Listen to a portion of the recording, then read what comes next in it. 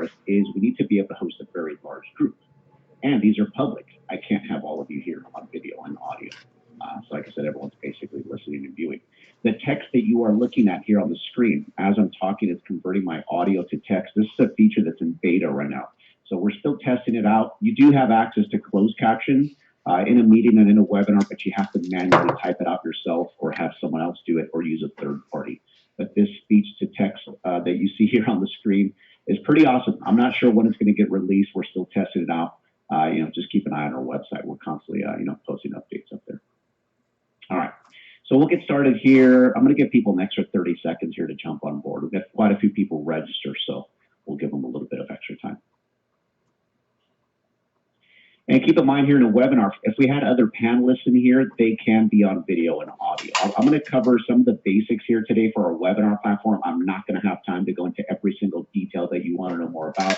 I'm not going to be able to demo, for example, how to set up PayPal, how to stream. Unfortunately, we just don't have time for that. But I'll show you how to schedule a webinar, walk you through the interface itself, touch on the recording side of things. I'll make sure to cover the virtual background. We always have a bunch of people asking questions on that. But we'll get started here. I'll give people an extra 30 seconds. Like I said, we had quite a few people register for this webinar. I am not recording this webinar. The reason why is I run multiple webinars throughout the week. They're repeated at the same content. I would literally eat up everyone's cloud recording storage here at Zoom. But I'm going to show you a couple of pages you can take advantage of to take a look at some training webinars that have been recorded, covering meetings, webinars, conference rooms. I'll show you where that page is at so you can take a look at those recordings from there. All right. Let's go ahead and get started here. We got a few more people that just jumped on board. So welcome, everyone. My name is Raul Montez. I'm on the marketing team here at Zoom, working from home in Santa Clara, California. I hope everyone is well. I hope everyone is, safe. In today's webinar, what I'm going to do is cover some of the basics for our webinar platform. So I'm going to give you an intro into the webinar platform that we are using here today. So today, like I said, I'm going to show you how to schedule a webinar, how to set up registration. So for those of you that might be using this for training purposes, maybe lead generation, you're going to need to require certain information. I'll show you how to set up registration. From there, I'm going to walk you through the interface itself, show you the options for audio, video, screen sharing. I'll show you how to download your registration, your attendance, your Q&A, your poll reports, and I'll also cover the virtual background feature. The virtual background feature is something that everyone has access to. Free accounts, paid accounts, meetings, and webinars. Now, keep in mind with a Zoom webinar, like we're in right now, I have this slide up here. This is kind of just a little quick, couple of bullets here on the difference between a meeting and a webinar. In a regular Zoom meeting, you can have anywhere from 100 up to 1,000 participants, depending on the plan that you go with. With webinars, everyone can be on, with meetings, everyone can be on video, everyone can be on audio. If anyone else in your meeting needs to share their screen, they can also do that. But here in a webinar, as an attendee, you are not on video, you are not on audio, you're just listening and viewing. So in a Zoom webinar, the only people that can be on video would be myself and 99 others that I invite to come in as what we call panelists. So as a panelist, you're going to receive a unique email invitation that brings you in with me here on the webinar with audio, video, and screen sharing capabilities. Keep in mind, you can invite panelists to come in. They can turn off their video. They can mute off their audio in case you want them just to kind of jump in, maybe help answer some questions through that Q&A panel. I had a bunch of questions in here. I got one of my coworkers just kind of sitting in. He's new to Zoom, so he's just kind of taking a look at what it looks like to be a panelist here. But keep in mind, the people, like I said, that can be on video would be yourself and 99 others. So a total of 100, obviously including yourself. Now, with the attendees, you can have anywhere from 100. Our website says 10,000, but we can definitely do more than that. My account, or the demo account that I'm about to show you here, can host up to 50,000. But on the website, it says 10,000. So depending on the plan you go with, 100, or more. Keep in mind, the webinar platform is an add-on that you would pay for. So you can add it on top of any paid meeting plan. So if you happen to be on a pro plan, business, and people need to host webinars, you can add a certain number of licenses to that account. So if you maybe have 5 people who need to host webinars and meetings, you can purchase those add-ons and then assign it to those users. You can also stream on Facebook Live or Facebook Workplace or YouTube. You can only do one at a time. Pretty simple. When you start your meeting, there's going to be a button that says more. You click on, for example, YouTube, log in with your YouTube credentials, choose where you want to stream to. So, for example, if I have my own personal YouTube account and I'm able to manage the Zoom account, I would choose obviously the Zoom account or my personal one. Very simple. I'll show you on our website, we have a support page where you can search for any sort of feature you want to know more about. You can type in PayPal, you can type in streaming, it's going to give you all of that info. Like I said, here we're going to cover some of the basics. We're not going to have time to go into everything. Now, in a Zoom webinar, as the host, you can promote an attendee to a panelist. So if maybe you want to bring someone up on stage, maybe someone has a good question, maybe you kind of set it up ahead of time to promote someone to a panelist. From a panelist, move them up, from an attendee to a panelist, you know, they'll be on video, they can be on audio. At any time, you can move a panelist to an attendee. So you can bring people up and down if you need to. There's also an option if you just want to allow someone to talk without promoting them to a panelist. I'm going to walk you through the interface, show you the different settings that you can get to do that. So like I said, today I'm going to show you real quick how to schedule a webinar. I'll touch on the reporting side of things after we walk you through, or I walk you through the interface. But just kind of a quick little intro into the webinar platform. Quick show of hands here. Let me activate the raise hand feature. How many of you have hosted a Zoom meeting? Click on the raise hand feature if you've hosted a Zoom meeting. And the reason why I ask is because when I walk you through the interface itself, as far as the audio, video, screen sharing, there is no drastic change. It is literally the same sharing options in a meeting and in a webinar. But in a webinar, you have to be a panelist to be on video, audio, and to be able to screen share. So we had quite a few people that raised their hand. All right, perfect. All right, so let's cruise over to our website here real quick. I'm going to show you a couple of pages that you can take advantage of to get some more training. I have tons of questions coming in. Unfortunately, we only have a certain amount of time here to cover my content. And I'm going to try and answer as many questions as possible, but never fails. We get tons of questions. I'm not going to be able to get to all of them. But cruise over to our website, zoom.us. Scroll down to the very bottom, the very footer of our website. When you go to the very bottom, a couple of pages you want to take advantage of. And this footer is always here. My go-to spot is the main support page. So I'm going to open this up in a separate tab. So from here, we have some popular topics. You'll see meetings and webinars, some quick 1-minute videos for meetings. But there's a search option in here. You can type in polling. You can type in streaming. So I'm going to type in, for example, PayPal, or even just pay. Configuring Zoom webinars with PayPal. These articles have step-by-step instructions. They have screenshots. Quite a few of them also have videos. So here I can scroll down. You'll see some related articles in here, but all of these have screenshots. It's actually really simple to set up the PayPal integration. I don't have it set up with this account because I don't charge for these webinars. But if you're looking to charge for webinars, we do offer that PayPal integration. So just type in PayPal through that support page search option. It'll give you all of that info. You can type in the keyword stream. Streaming a meeting or webinar on Facebook Live. For those of you on paid meeting plans, you can also stream on Facebook Live. Let's see some related articles, prerequisites, step-by-step instructions on how to make sure that feature has been enabled in your account settings. And then, of course, how to enable them in your webinar or meeting. Very simple. So make sure you take advantage of the main support page. Let me scroll back down to the very bottom here. Right below support, you're going to see live training. So here we have a bunch of free training webinars you can register for. For those of you completely new to Zoom, I am not going to cover meetings in here. But this is a quick intro into our meeting platform. These two go into more training on meetings, but this one's focused on education. Right below that, more comprehensive training on webinars, our conference rooms, which we call Zoom rooms, Zoom phone admin. So if you need to make phone calls, you need voicemail, call forwarding, call recording, look into Zoom phone. There's an add-on you can pay for. For those of you that are going to be admins of the Zoom account, Zoom admin training, we have a webinar where you can just kind of jump in and ask questions, and then we have the recorded sessions. Like I said, I am not recording this webinar, but you can take a look at a recorded session from here. So scroll down to the very bottom, the very footer of our website, the main support page, live training and recorded sessions. From the footer, you can also get to the download section of our website. want to make sure you download the latest version of our meeting client for your desktop.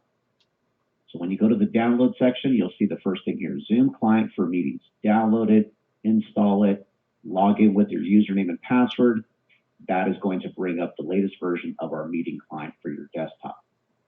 This is how you can get to the virtual background, your audio, your video settings. I want to cover this a little bit later on so I can show you how to use the virtual background.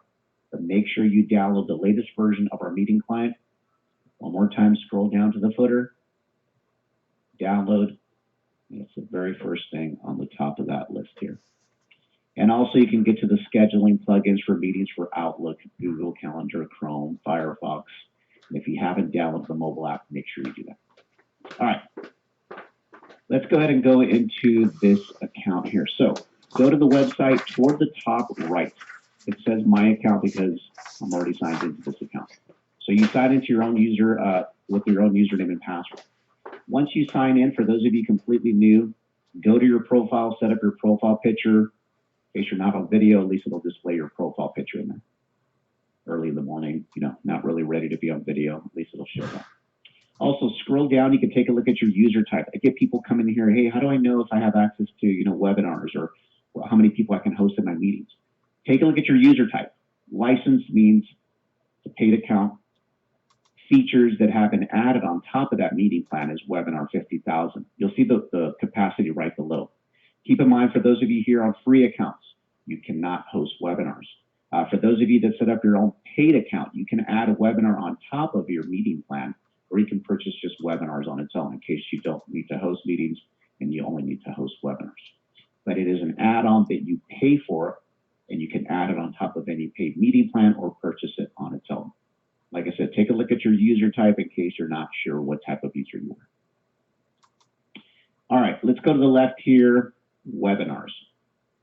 As you can see, that is all I do here is host webinars. That's one of the reasons why I don't record every single webinar. I just can't. But from here, you can get to your scheduled upcoming webinars. You can start them from here. You can click on the topic if you need to edit the webinar, maybe add someone else in as a panelist. But you start by clicking on Schedule a Webinar. Now, for those of you here, let me click on the raise hand feature. Let me turn that on. How many of you have scheduled a Zoom meeting from your Zoom account here from the website? You logged in, you clicked on meeting, and you clicked on schedule. All right, quite a few of you. It looks like you're scheduling a meeting, but in this case, it's going to be a webinar. All right, so from here, you enter your, of course, the webinar topic, description, the date, the time, duration. Keep in mind, you can start your webinar early. It can go over the time that you scheduled. There's options for reoccurring webinars, pretty much the same way you can schedule reoccurring meetings. So I'm not going to have time to go into everything. So let's go down the list of the scheduler and look up some of those features through the support page. Registration, of course, can be required or not. That is up to you. I'm going to show you how to set up your registration in a moment. Require webinar password. Video for you and your panelists. Obviously, you're going to be the ones on video. Audio. Take a look at your own audio options. Here, this account allows me to schedule webinars and allow people to dial it on the phone or jump in through computer audio. I'm using computer audio. As an attendee in a webinar, the audio streams through your computer speakers, but if you look at your email, it does give you that info to dial in.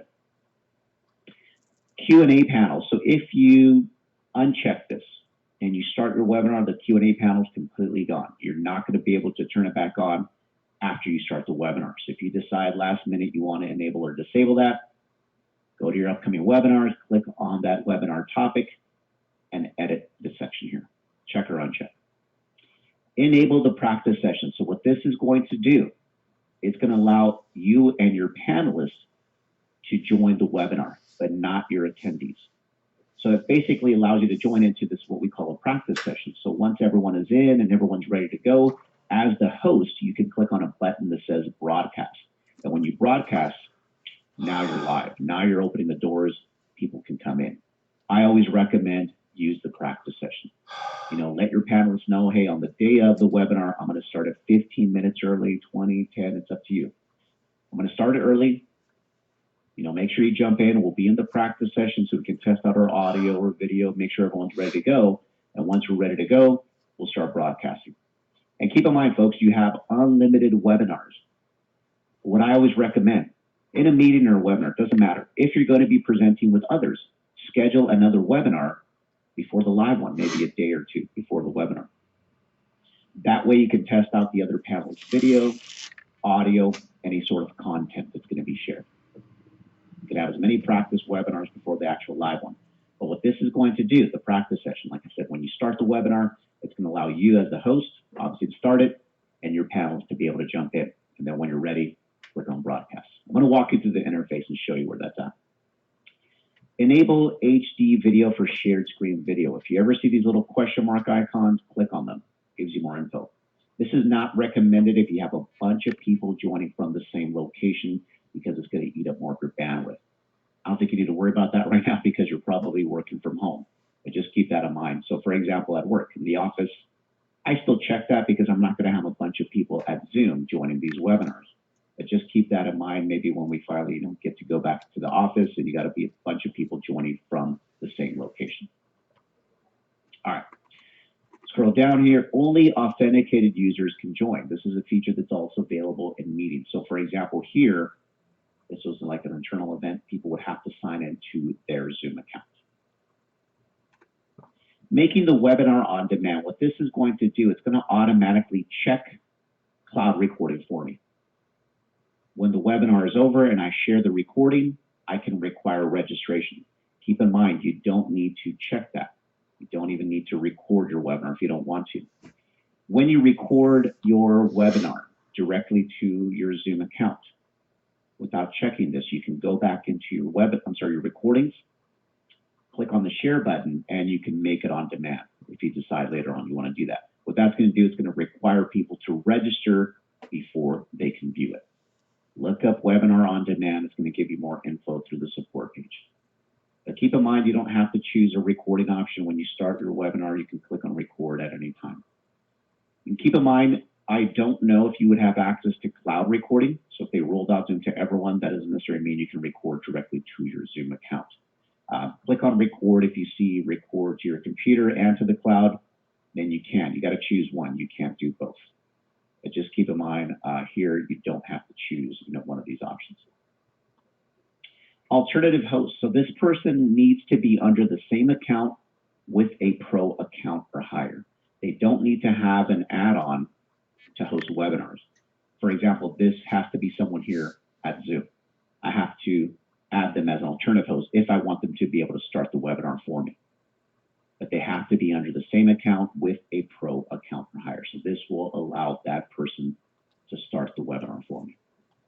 Language interpretation, I can hire someone, or if I know someone, I can enter their email, choose which language they're going to interpret. So for example, they can, interpret my English to say Spanish or French.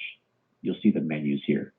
You have to choose one. So for example, we have an upcoming event and we have, say, for example, 4 different languages. If I don't know who those people are going to be as far as their email, their info, but I need to schedule this webinar, what I usually do is I would enter my email for a different account I have, my personal one, my regular Zoom one. I would enter at least my email in there. And then once I figure out who those people are, I can come back in here and then add them. But you have to have at least one person to make sure that this feature has been enabled when you start the webinar. Look this up through our support page. It's pretty simple, actually. Once you start the webinar, you literally click on an icon to turn on the interpretation, and then when attendees join, they can choose which language they want to hear. I don't have anyone doing that here, but obviously you can do that in your own webinars. That is also available for meetings. All right, but this is the basic information that you would fill out. I know I'm flying through it, but scroll down your own scheduler, open up the support page. As you're filling it out, look up those settings through the support page. Now, once you click on schedule, the page is going to refresh. And then from that point is when you're going to be able to set up your registration.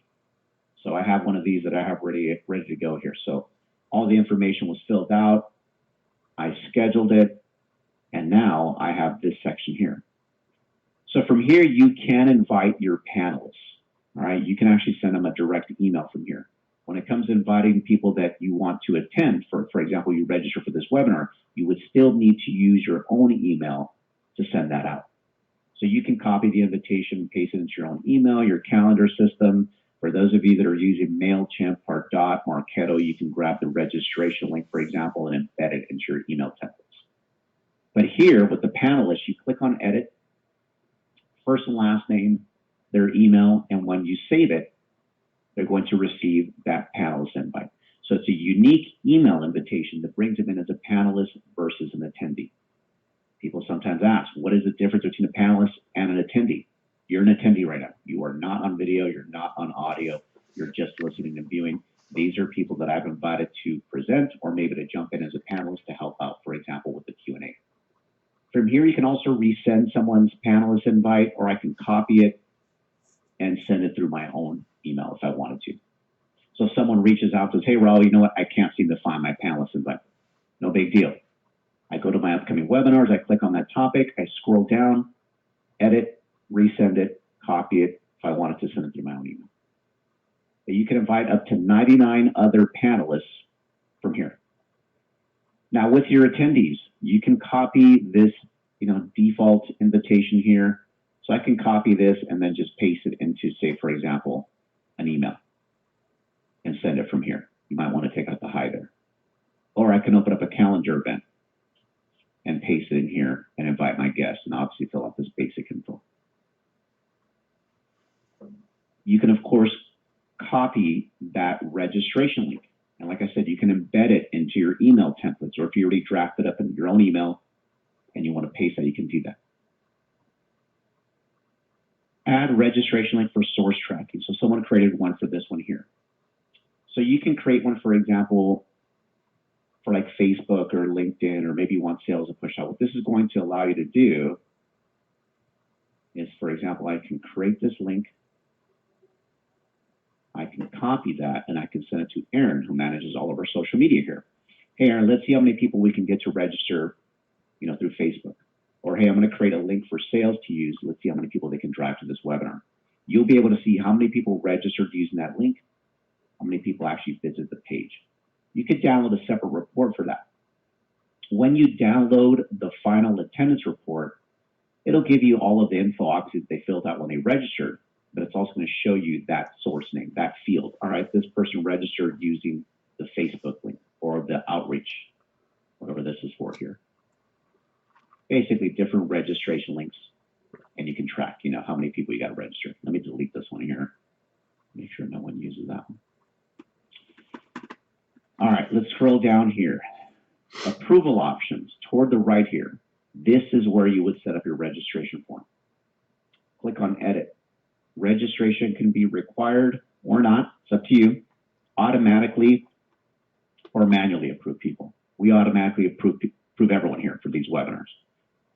It's a good thing because we've got thousands of people registering. I would hate to have to manually approve them. I turn off the notification letting me know when someone registers. I don't need to know that someone registered. We're already approving everyone. But take a look at these different options in here. Questions. Now, these are just some industry standard fields that we've already set up for you. Before you go and invite people to register, make sure you grab that registration link after you schedule it and take a look at that form. Make sure those fields match what you require. Send it to the people that need to sign off. Hey, how's the topic? How's the description? Are these the fields that we want? Once, everyone agrees, go ahead and, send that email out. But like I said, these are just some industry standard fields. You can check them off. They can be required fields. And of course, you can set up your custom questions. So for those of you that are using this for lead generation, training purposes, or if you just require certain information, you can set up your custom questions here. Let me go back to the regular questions here. So a good example is number of employees. This field is one of the fields for this form that we're using. But that one does not match what we require as far as the numbers. So I leave that one unchecked. Custom question, I recreated the question. Could be single, could be short answer, could be multiple answers, required field, a radio button, or a drop-down list. So once you have that report, you're going to have all of that info in a CSV file. You can upload it to any sort of database, Pardot, Marketo, Salesforce. Once you have that report, it's totally up to you, what you want to do with that. But like I said, you can set up those custom questions in this section here. Let me cancel out of that. New question, you'll see that here. Like I said, before you go and invite people, grab that registration link. Take a look at it. All right, our banner's up here. You can add a logo. I'll show you where that's at. How's the topic, the description, all right, the date, the time. Take a look at these fields. All right, hey, maybe we need to add another field or, make a couple more required. Totally up to you, but you can go back in there and make those changes. So if you need to go back, you would go into your upcoming webinars here, click on the topic. If you click on edit this webinar, that's going to let you edit this info here, or just scroll down and you can get to this section. But this is where you would set up your registration. Type in registration through the support page. You're going to see an article for webinars. For those of you on paid meeting plans, you can also require registration. Manage attendees just gives you a running count of how many people have registered for the webinar. If you click on view, you can cancel someone's registration. You can resend them their confirmation email if you need to. If you have a list of people that you want to pre-register, maybe they register for another webinar, you want to pre-register for them for this one, for example, I can import them using a CSV file. Email settings. So you'll see here reminder emails as an example. I usually do an hour a day. I never really do a week. That's up to you. But this is the body of that reminder email. You can add more text if you need to.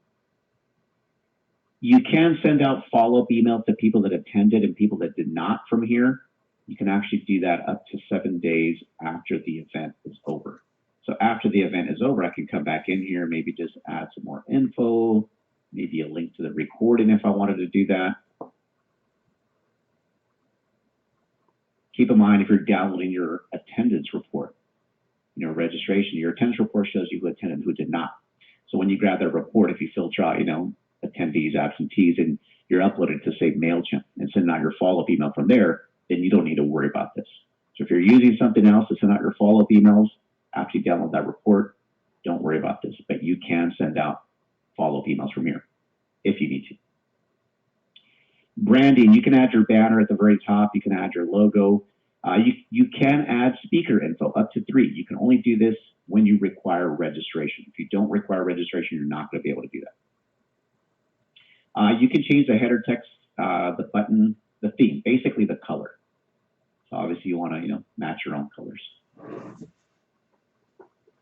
Post attendee URL. So I can add a link maybe to an upcoming webinar, maybe a certain landing page, maybe a page on our website. You can just add the link in there. Post webinar survey. This is going to be using a third party. So if you're using like SurveyMonkey, you create that survey, you grab that URL, and you add it. So when someone leaves your webinar, or if when you end it, that page pops up, that survey pops up, and hopefully they fill it out. You can edit the short description that appears on Facebook and LinkedIn. It usually defaults to the first couple of lines in your description, but you can also add your logo and your banner in there. Just click on edit. I know I'm flying through these, but go through the scheduler. Schedule a fake webinar just so you can go down the list of all of these settings and features. And like I said, look them up through the support page to get more info. Polling. So here you can add your poll. You can create a poll on the fly. I recommend set up your polls ahead of time. You can schedule your webinars out as far as you want. Go in at any time before it starts and add a webinar, but you can create one on the fly. You can title it if you want to. You can allow people to answer anonymously. Typing your question could be single, could be multiple choice. You can have multiple questions and you can have multiple polls. If you create a poll on the fly, so for example, say I clicked on the polling icon in the toolbar. It's going to be in your toolbar where your audio, your video participants panel is at. If I click on the polling icon and I want to create a poll, what's going to happen?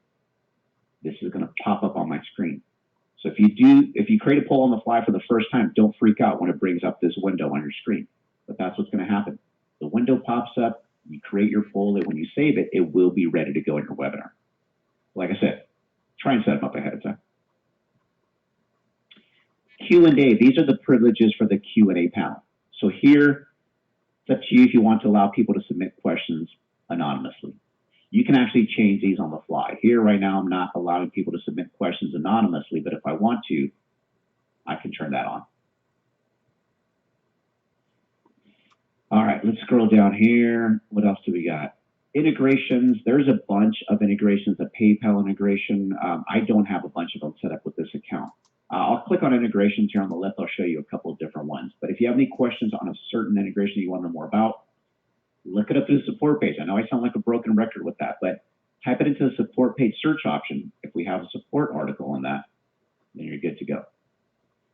Live streaming. This just lets me know that on this account, after I start my webinar, I'm allowed to stream it on Facebook Live, Facebook Workplace, or YouTube. You can only do one at a time. You can't do multiple platforms. All right, let me go to the left here. Where is it at? Here we go. Integration. There's a bunch. Go to App Marketplace. You'll see a bunch of integrations there. These are just some of the ones that are set up with this demo account here. I don't have the PayPal integration set up in here, so I can't even show you that, but there is a bunch of integrations. Zapier actually does allow you to set up payment. This actually allows you to set up payment for meetings and for webinars. Look that up through our support page. Zapier, that'll give you more info, but don't forget we also have the PayPal integration that allows you to set up payment.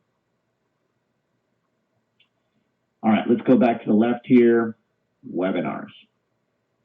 That was pretty much the scheduling side of things. So you log in, you click on webinars, schedule a webinar. It brings up the form you fill out with the basic info.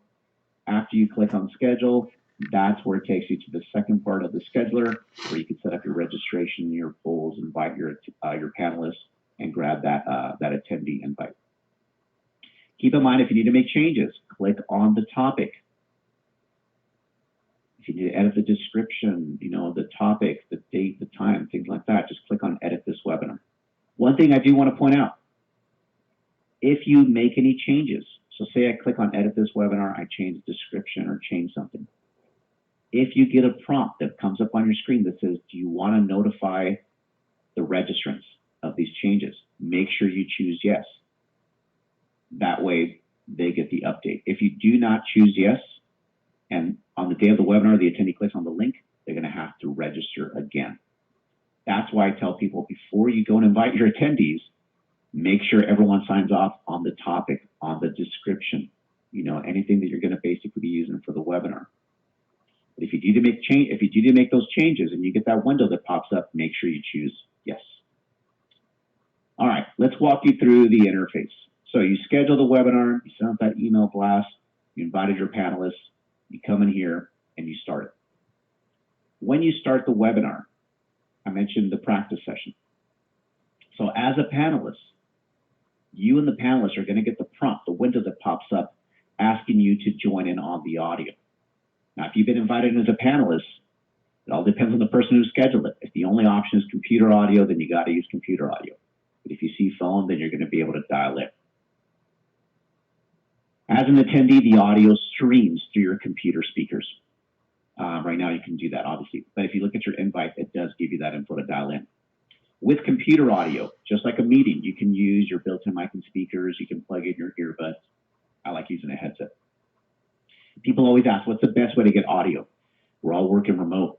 So make sure you start a meeting, have someone else join, make sure they're not in the same room with you.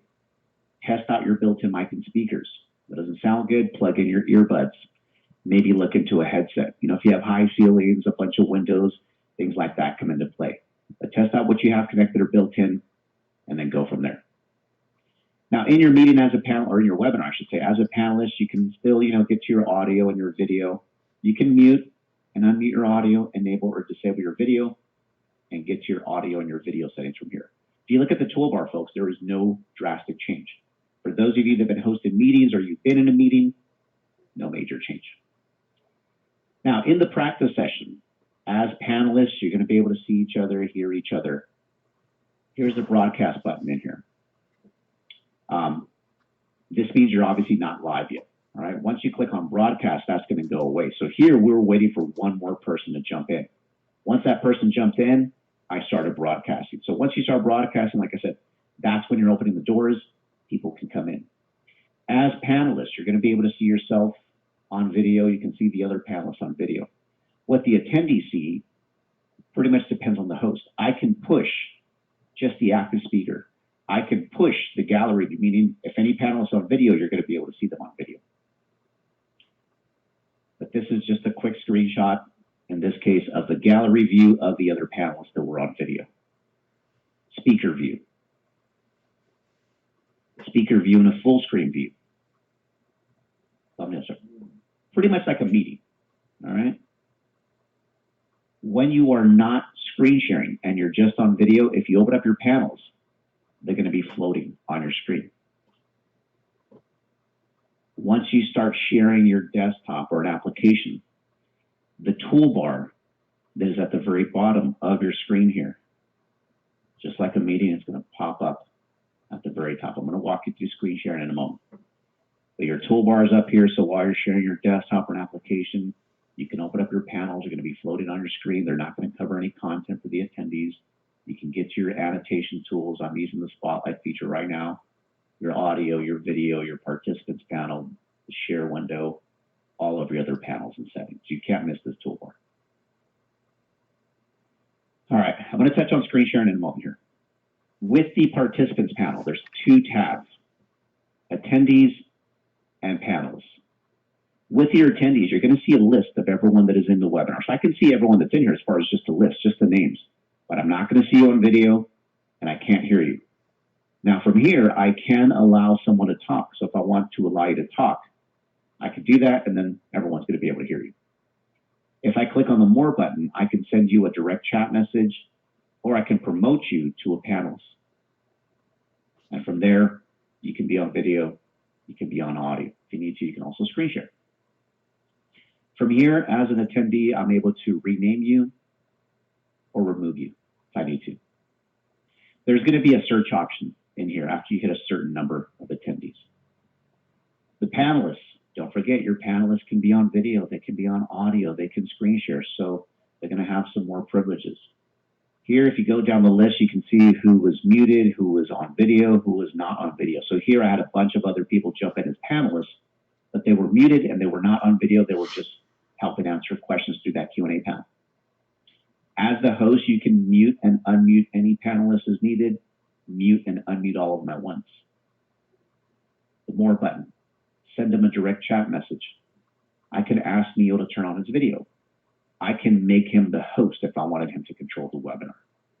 If I make him a co-host, it gives him certain privileges. He can mute someone for me, he can rename someone, he can remove someone if he needed to. I can change his role from a panelist to an attendee. So if I move this person to a panelist, I can move him to an attendee at any time. I can allow or not allow him to record my webinar, even though he's a panelist, to his computer. I can assign Neil to type out the closed caption, what is being said. Right now, the reason why you see the text on the screen, it's basically converting my audio to text. This feature is not available just yet. This is in beta, we're still testing it out. But you can assign someone else who's a panelist to type out the closed caption, do it yourself, or you can use a third party. I don't know when this feature is going to be released. We'll see. All right, from here I can rename a panelist. I can put them on hold, remove them, or stop them from screen sharing because at that time Neil was sharing his desktop. The More option, mute them on entry, allow them to unmute themselves, rename themselves. I don't really think you need to worry about some of this stuff because the people that you are inviting in as panelists, they should pretty much know their role. There's only a small group of people that you're inviting in to help you out with your webinar. In a Zoom meeting, you're obviously going to have more interaction because everyone can be on video and audio. So there you might need to, worry about more of the people that are attending. Here, I don't need to worry about that. You're not on video, you're not on audio. But you do have control over those panelists in here. Now here I can allow the attendees to raise their hand. That's how I'm turning that feature on and off. From here, I can also let you view the number of attendees that are in here. Just a count, not the list. It'll show you the number of attendees that are in here. And here, set video layout for attendees. So this is This is going to be up to you as the host. This is basically what the attendees are going to be able to see when it comes to the video panels. Follow host view mode. If I am in speaker view, you're going to be in speaker view. If I decide to switch over to gallery view, you're going to be in gallery view. Active speaker view, it's going to show one video panel of the panelist that's talking to the rest of the audience. Gallery view will let you see the other panelists that have their video on. What I usually do when someone is screen sharing, I keep it on active speaker, and then when we're not sharing, if there's other panelists, maybe it's a Q&A session, or maybe we're not even sharing any content, and I have a bunch of panelists just on video, I will push the gallery view to the attendees. Up to you how you want to manage that. You can obviously switch it up, but like I said, the follow host view mode will follow the view that you are in as the host. Start a webinar, get a couple people on board, test it out for yourself. All right, the Q&A panel, you can obviously submit questions. I can see your name, I can see the question, unless I allow you to submit questions anonymously. Answer live or type out the answer, or dismiss. Dismiss is going to move it out of my open queue into the dismiss tab. Answer live lets you know, hey, guess what? I'm going to answer it live. If you click on answer live, it will show the person's name and the question to the audience. So if you don't want to do that, you can still answer it live. It just dismiss it, so it moves it out of your open queue. Here, I'll answer questions, but I don't click on answer live. And I just dismiss them. I just don't show people's names and the questions. Totally up to you in your own webinars. If someone submits a question anonymously, if you have that feature enabled, it won't show their name. But it's up to you how you want to manage it. If you type out your answer, what I do in these webinars when I tell my panelists, hey, if you answer a question, if you type it out, set it privately. If you don't, it will show the person's name, the question, and your answer to the rest of the audience. But like I said, that's how I run my webinars. It's up to you how you want to run your own. Now, if you forget to mention something, maybe you typed out your answer, you forget, to mention something, you can go back into the answer tab, find it, and you can add more to it. If you're scrolling down, if you have tons of questions, I have 279 questions in here. I haven't even touched one because I'm trying to get through this content. But if you're scrolling down and you accidentally click on dismiss, don't worry about that. I've done it plenty of times when I'm helping someone else. Go to the dismiss tab, reopen it. It'll put it back in the open queue. If you click on this little gear, this little sprocket icon, that's where you can get to the privileges for the Q&A panel.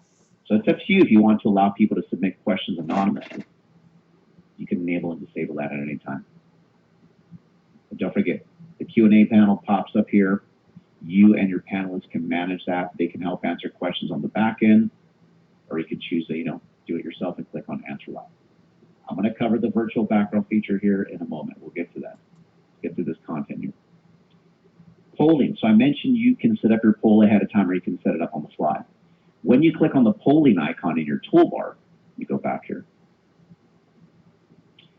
When you click on this polling icon at the very top, in case you're sharing, or it'll be at the very bottom. When you click on that, the polling panel is going to pop up on your screen. The attendees are not going to be able to see that until you actually click on launch. Once you launch it, now it pops up for the attendees.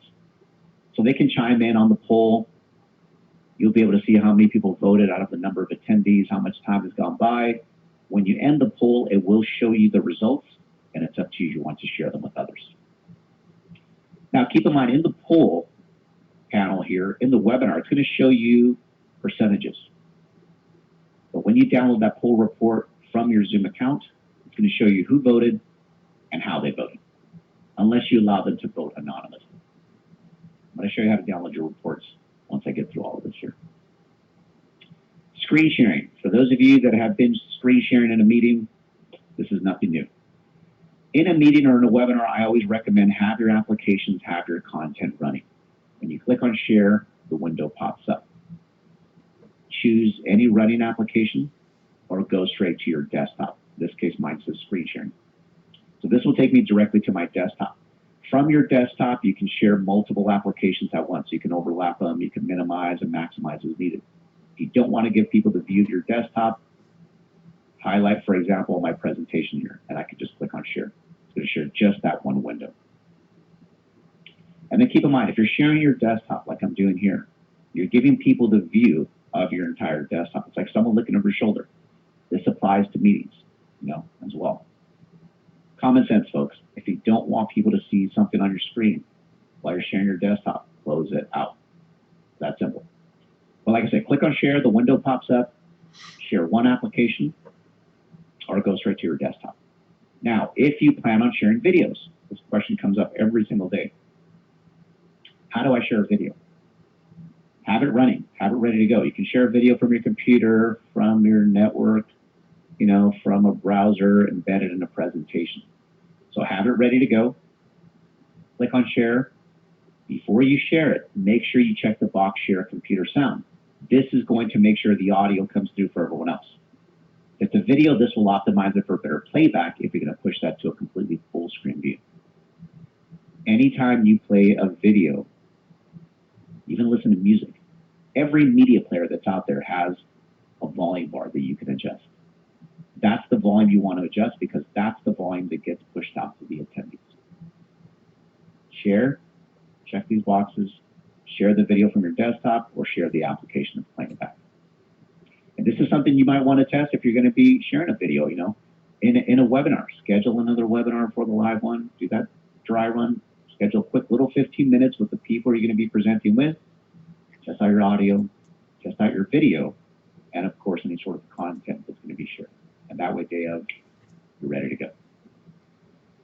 All right, from here you can launch the whiteboard. I can demo that here real quick. It's literally a blank canvas that's going to allow you and your panelists to draw and annotate. Different shapes, different colors. There's a text option that's in there. This is also available in meetings. You can save those annotations. They're going to save as a PNG file directly to your own computer. I get people always asking them, can I drag a picture in here? Can I drag, a spreadsheet? No, you can't. But you can share that spreadsheet. You can share that picture. Share the content, and that's when you can use your annotation tools. The whiteboard, like I said, it just brings up that blank canvas that allows you and the attendees, or panelists, I should say, to be able to draw and annotate. Now, in the Advanced tab, you can share a portion of your screen. It can give you a window that you can resize with your mouse. Drag it around, and it's going to share just that portion of the screen.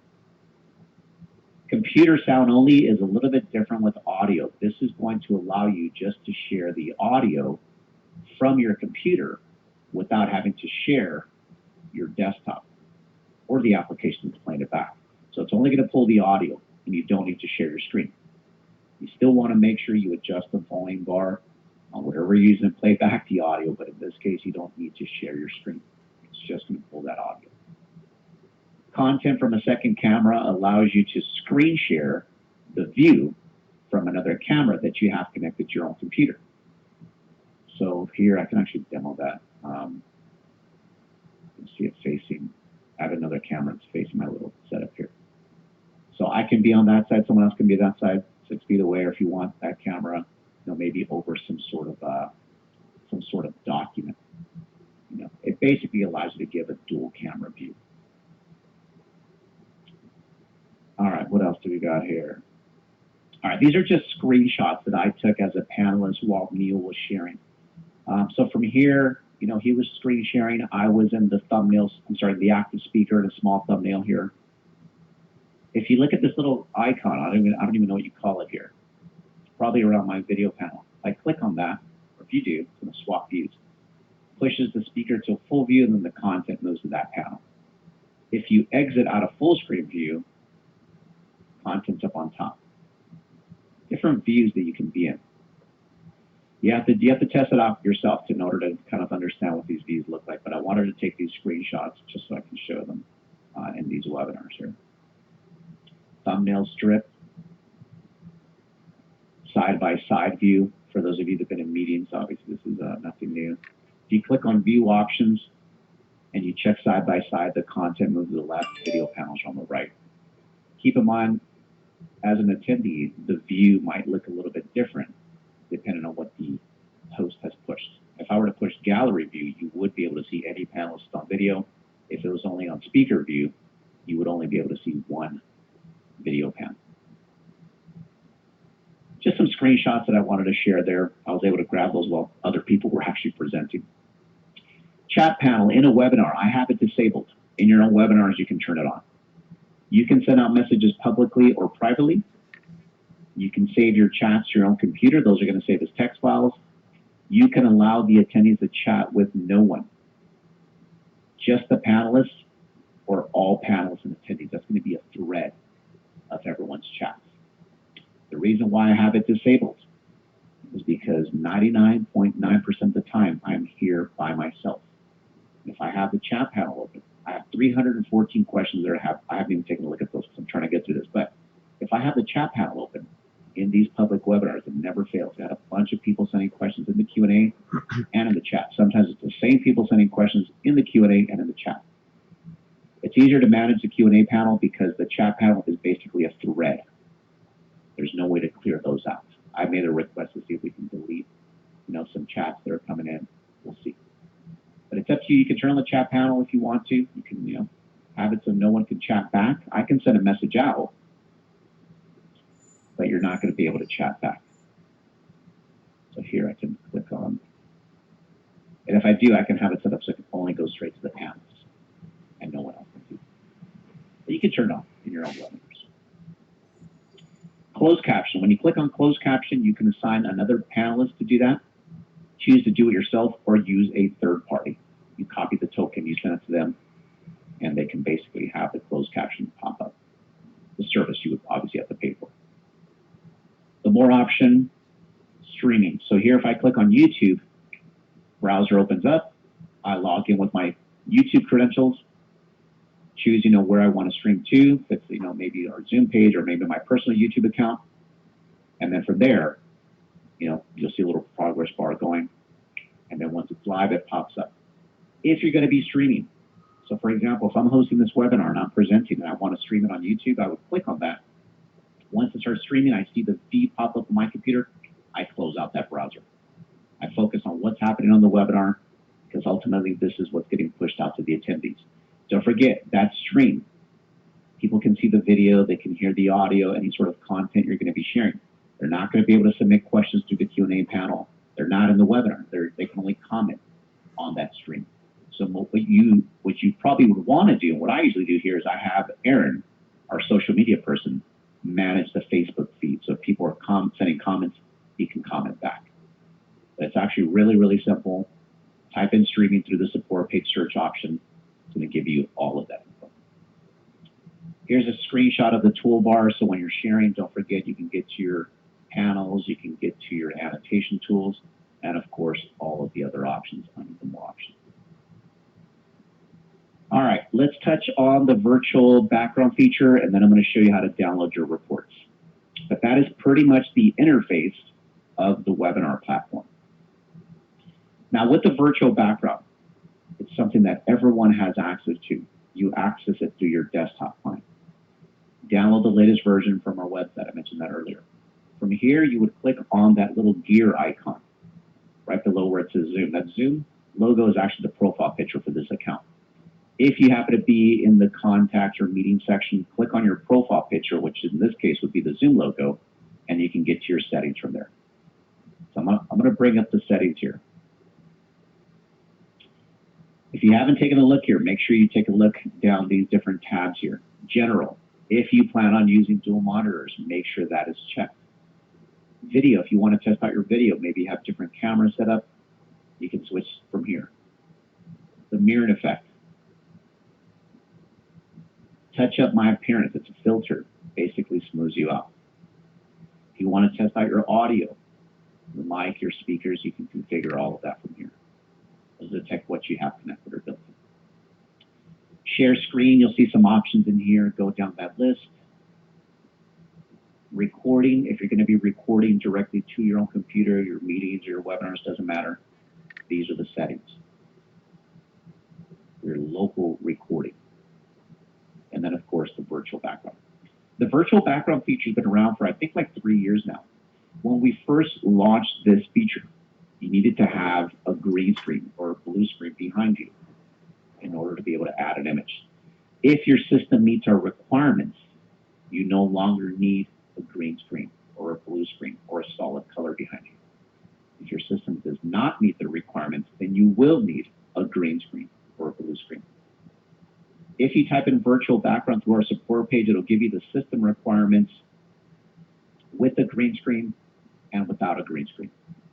The easiest way to check is uncheck that box that says I have a green screen. My system does not meet the requirements. I had to go out and buy a green screen. Jump on Amazon, plenty of options. Green screens, blue screens, they sell some that strap to your chair, they sell tripods, they sell lighting.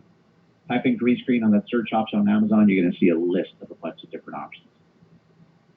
But here, you click on the plus sign, and from there you can add an image to your background or a video. It lets you browse your own computer. Once you find it, double click on it. It's gonna add it to your background, adds it to your library, and it defaults to the image that you used last. So if you want to add your company logo, you can do that.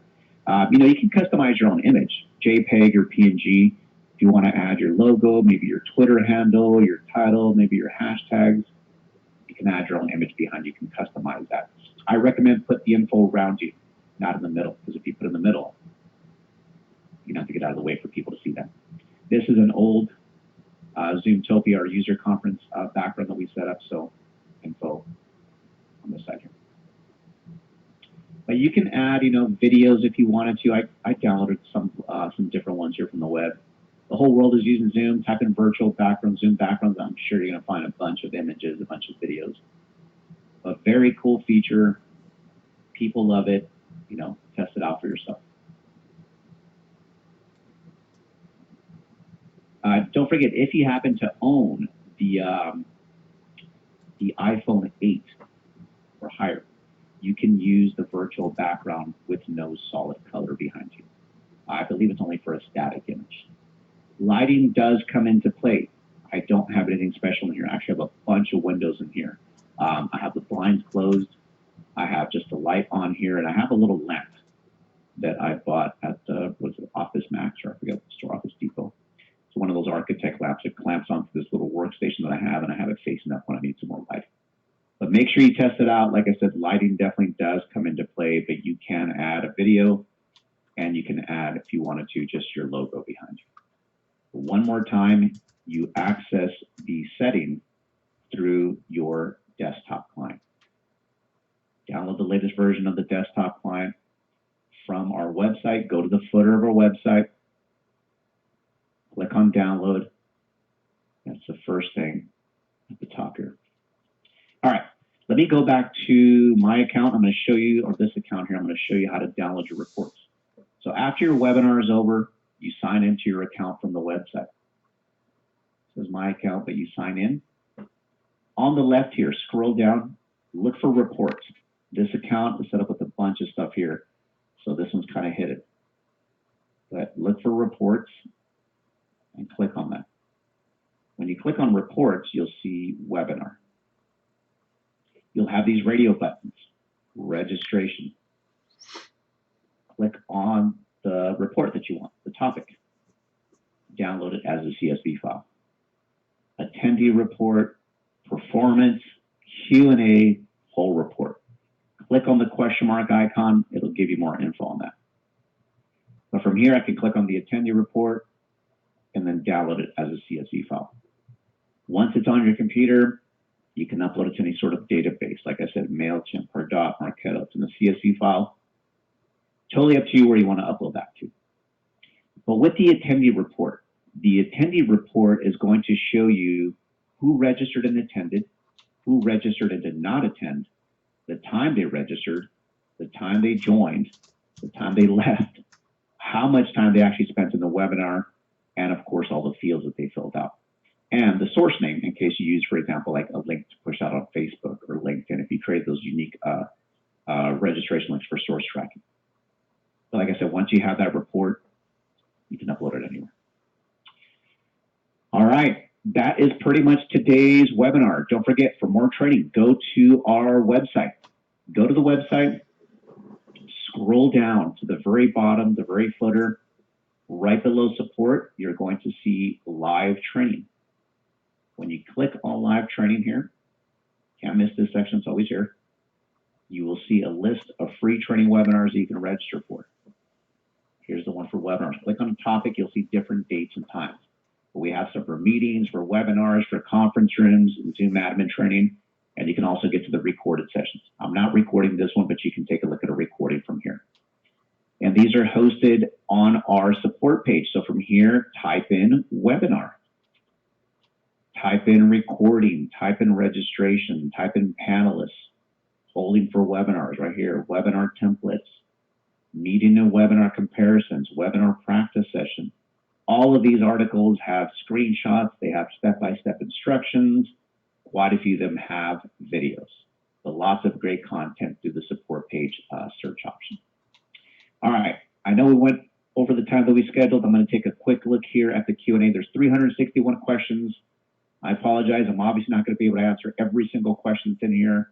I'm flying solo here today, so I apologize. I'm not going to be able to get to all of those questions that are in the Q&A panel. But thank you for joining. I'm going to take a quick look here, see if I can knock out a couple of these questions that are in here. Would love to see training on the breakout sessions. The breakout session is only available for meetings, so you would definitely want to register, for example, for one of those training webinars for our meeting platform. When you go to the live training webinars, there's one for meetings and one says meetings that's focused on education. But the breakout room feature is available for meetings, free and paid. It is not available for webinars. The whiteboard, Richard, you would click on share and click on whiteboard, and that's going to turn on the whiteboard. It is literally a blank canvas that allows you and your panelists in the webinar to annotate. If this was a meeting, you can annotate with your attendees in a regular Zoom meeting. But you literally click on share, click on whiteboard. Type in whiteboard through the support page, it'll give you the same info. My background doesn't work. I only see color flashing all over my face. You might want to maybe close it out or click on none and then try and choose an image. Keep in mind, if your system meets the requirements, you don't need a green screen. But if your system does not meet the requirements, then you will need a green screen. Lighting also comes into play. But click on none. It'll turn off the virtual background for you and then try and add an image. And that should help out. But keep in mind, if you have a bunch of light coming from behind you, you don't want that. Lighting definitely does come into play. Let's scroll down here. Webinar is not available for free accounts. So webinars is an add-on that you can pay for. You can add it on top of your paid meeting plan, or you can purchase it on its own. Can we have a set standard background for all panelists? You cannot push a background on an attendee or a panelist. The only way someone would have the same image is you would have to set it to them. So for example, in some of the webinars that we host, someone created a background for some of the guests. They put their name and title, but they had to send it to them in order for them to be able to use it. We're looking into some other options where you can, only let them choose certain images, in your meetings. We'll see. But right now, you can't necessarily push a background for someone else. Let's see here. And then as far as the requirements for using interpreters in your webinars, so Eloy, they just basically have to be able to join your webinar. They're basically invited in as well, pretty much a panelist, but they're added as an interpreter as well. As long as they can jump in to your webinar, they're going to be able to join as an interpreter. Basically, all it is if I was invited in as an interpreter, they would assign me, all right, hey, Raul, you're going to do English to say Spanish. Once they turn that feature on, I can hear the panelist that's talking,